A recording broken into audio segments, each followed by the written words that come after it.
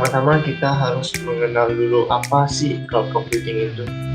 Ini cloud computing terdiri dari dua kata, yaitu cloud dan computing. Cloud itu memiliki arti sebagai internet dan computing itu artinya komputer. Jadi bisa dikatakan definisi dari cloud computing itu adalah sebuah proses pengolahan daya komputasi melalui jaringan internet yang memiliki fungsi agar dapat menjalankan program melalui komputer yang telah terkoneksi satu sama lain pada waktu yang sama. Jadi secara ringkas, cloud computing itu merupakan sebuah teknologi yang menjadikan internet sebagai pusat server untuk mengolah data dari pengguna. Latar belakang cloud computing. Cloud computing sendiri sebenarnya merupakan hasil dari evolusi yang berlangsung secara bertahap. Sebelum cloud computing mulai booming seperti sekarang ini, terlebih dahulu terjadi beberapa fenomena seperti aktualisasi, grid computing, ASP atau Application Service Provision. Pada tahun 1999, storage.salesforce.com seakan menjadi batu loncatan yang sangat berarti bagi sejarah perkembangan cloud computing.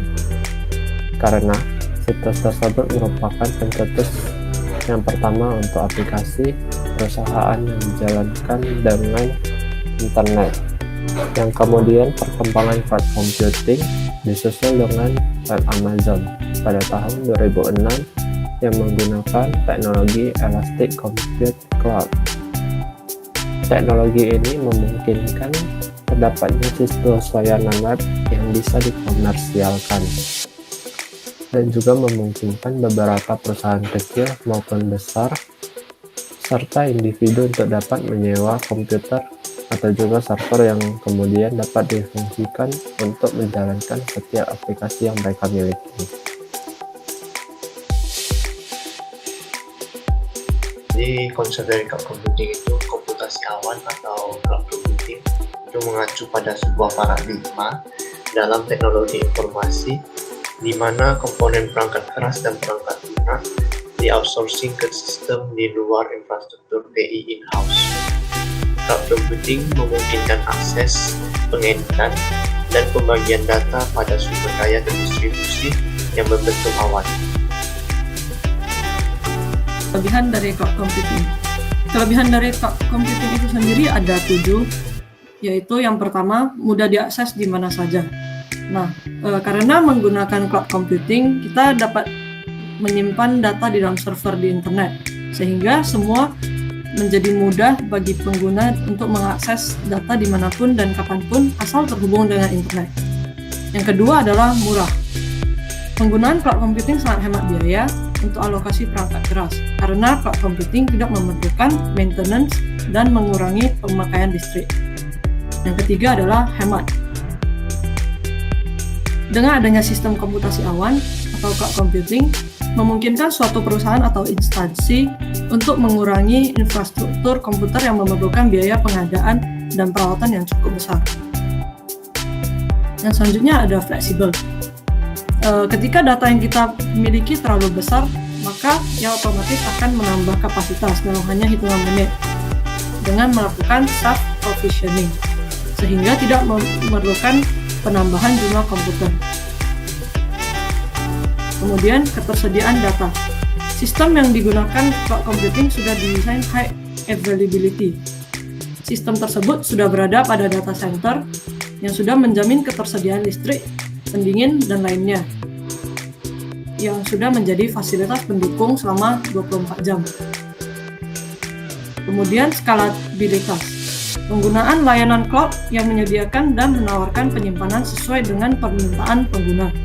Jadi di sini pengguna dapat dengan mudah melakukan manajemen data, baik untuk mengurangi ataupun menambahkan data yang akan disimpan di server cloud. Dan kelebihan yang terakhir adalah aman. Jika Anda memiliki partner yang sudah terjamin dan memiliki sertifikat atau telah terstandarisasi, maka keamanannya sudah pasti terjamin. Dan selanjutnya, kekurangan dari cloud computing. Kekurangan dari cloud computing itu ada dua, yaitu yang pertama bergantung pada koneksi internet. Apabila Anda tidak memiliki koneksi internet, maka tidak dapat melakukan cloud computing, karena internet merupakan satu-satunya jalan menuju cloud computing.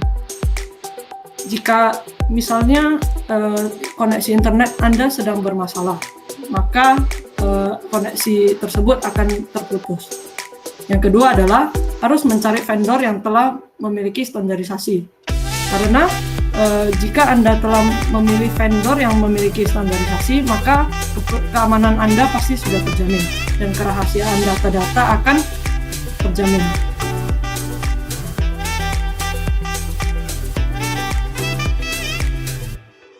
Contoh implementasi pada cloud computing itu adalah yang pertama, Google Drive. Google Drive adalah salah satu contoh cloud computing yang sering digunakan juga. Penggunanya tidak perlu install aplikasi Drive, contohnya seperti Google Meet, Google Classroom, dan lain-lain.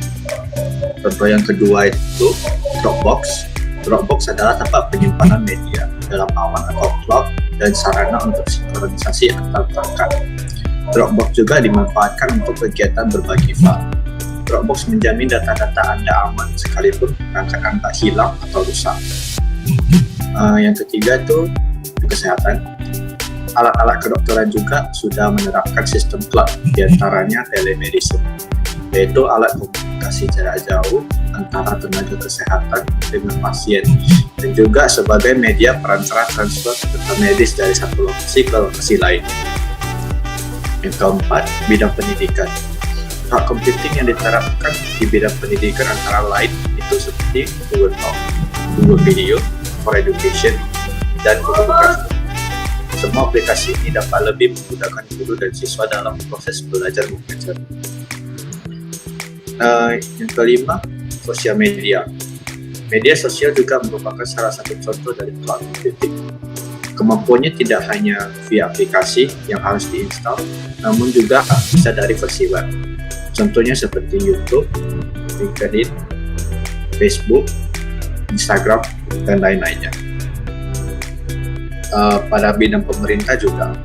Bidang pemerintah pada saat ini juga menerapkan cloud computing. Contoh cloud computing di bidang pemerintah adalah layanan jasa ahli daya pengelolaan TIK oleh Badan Pengkajian dan Penerapan Teknologi atau BPPT, dan penerapan cloud computing dalam sistem kerja Badan Pengawas Tenaga Nuklir dan Kementerian Riset dan Teknologi atau Kemenristek.